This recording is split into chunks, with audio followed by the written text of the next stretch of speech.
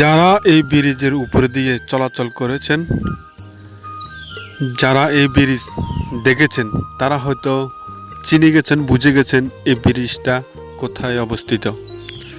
হ্যাঁ, আমি আজকে এই ভিডিওটা করলাম এই ব্রিজটা নিয়ে।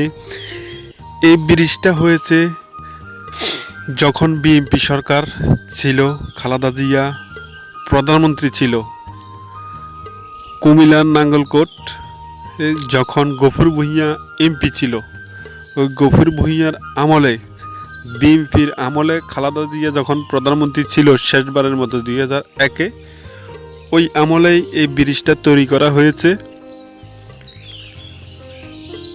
ডাকাতিয়া নদীর উপরে। নাঙ্গলকোট পশ্চিম পাশ নাঙ্গলকোট সীমানা, পূর্ব পাশ কুমিল্লার 14 গ্রাম সীমানা। এই ব্রিজটি হলো যে এই বামপাড়া ব্রিজ, জঙ্গলপুর পূর্ব পাশ জঙ্গলপুর 14 গ্রাম সীমানা, পশ্চিম পাশ নাঙ্গলকোট সীমানা, বামপাড়া গ্রাম। এই ব্রিজটি হওয়াতে এই দুই অঞ্চলের মানুষের কত যে সুবিধা হয়েছে সেটা আসলে নিজে চোখে না দেখলেই বোঝা যায় না। খুব সুন্দর করে ব্রিজটা করা হয়েছে। আমি ওই এলাকার মানুষকে জিজ্ঞেস করেছি, এই ব্রিজটা গফুর ভূঁইয়ার আমলে হয়েছে, যখন গফুর ভূঁইয়া এমপি ছিল এই নাঙ্গলকোটে। এবং নাঙ্গলকোটে গফুর ভূঁইয়ার অনেক জনপ্রিয়তা এখনও আছে। মানুষের সাথে কথা বললে বোঝা যায় গফুর ভূঁইয়াকে মানুষ কত ভালোবাসে।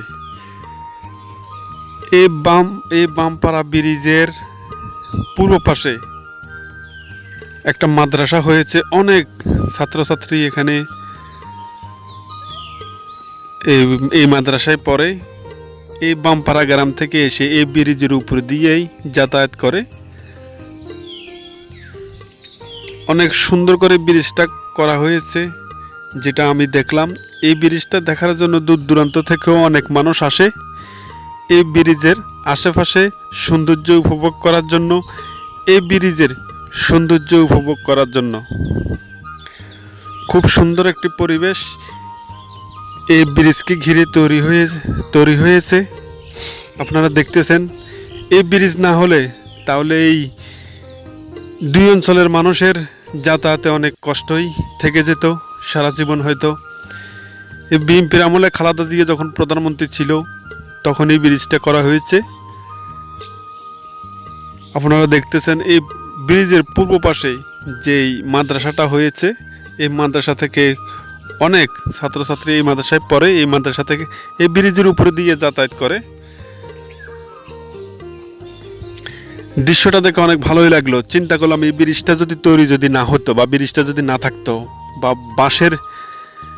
বাঁশ দিয়ে যেভাবে বাঁশের সেতু ওটা যদি থাকতো, তাহলে ছোট ছোট বাচ্চারা কিভাবে যাতায়াত করতো, বা গাড়ি বা সাইকেল, অটো, সিএনজি কিভাবে যাতায়াত করতো। তো বিএনপি আসলে দেশের উন্নয়নের কাজে সবসময় নিয়োজিত থাকে। বিএনপির নেতাকর্মীরা সবসময় জনগণের সেবা করার চেষ্টায় সবসময় নিজেকে নিয়োজিত রাখে, যেটা আমি মনে করি।